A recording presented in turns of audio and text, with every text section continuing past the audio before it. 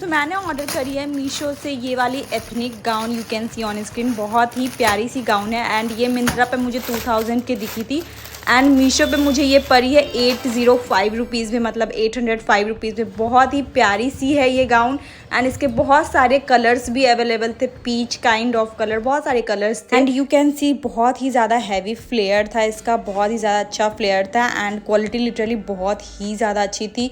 इसकी डिज़ाइन मुझे बहुत ही ज़्यादा सुंदर लगी एंड आप देख सकते हैं स्लीव पे बहुत ही प्यारा सा वर्क है एंड ये है उसकी दुपट्टा की क्वालिटी भी बहुत अच्छी थी। अटैच दुपट्टा है और साथ में डोरी है।